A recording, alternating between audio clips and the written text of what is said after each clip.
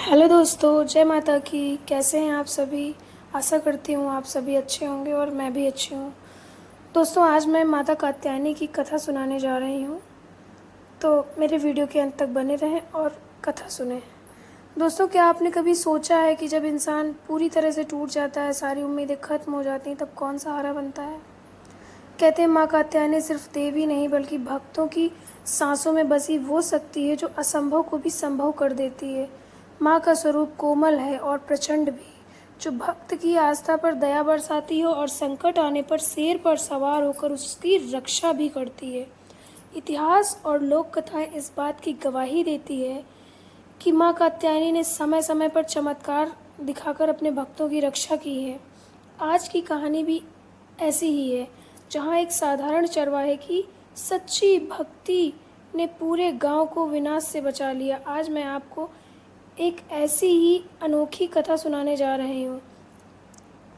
एक साधारण चरवाहे की, जिसकी आस्था ने न केवल उसकी ज़िंदगी बदल दी बल्कि पूरे गांव को जीवन दान दे दिया।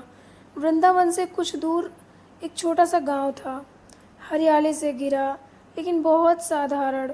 वहाँ एक गरीब रहता था। नाम था माधव। माधव का जीवन बहुत सादा था। वह रोज़ सुबह अपनी कुछ गायें लेकर खेतों और जंगलों की ओर निकल जाता और हाथ में बांसुरी, कंधे पर कपड़े की छोटी सी थैली, खाने के लिए 2 सूखी रोटियां और गुड़ का एक टुकड़ा। गांव वाले उसे अक्सर चिढ़ाते, अरे माधव, तेरे पास तो ना कपड़ा ना अच्छा घर, बड़ा तू आखिर माँ कात्यायनी से क्या मांगेगा? माधव मुस्कुरा देता और कहता, माँ को सोना चांदी के भोग की ज़रूरत नहीं, माँ तो बस मेरे मन के भोग को जानती है। गांव के बाहर एक छोटा सा प्राचीन मंदिर था, जिसमें माँ कात्यायनी की प्रतिमा विराजमान थी। माधव रोज अपनी गायों को चराने के बाद मंदिर आता।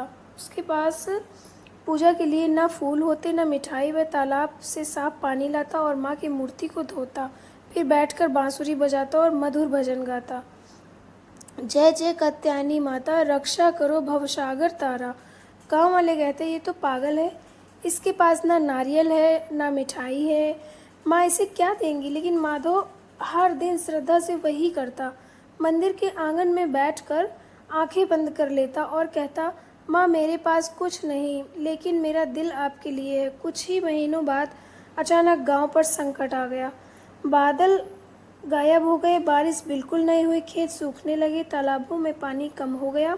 लेकिन परेशान हो उठे भूखे और प्यास ने हर घर में आंसू भर दिए।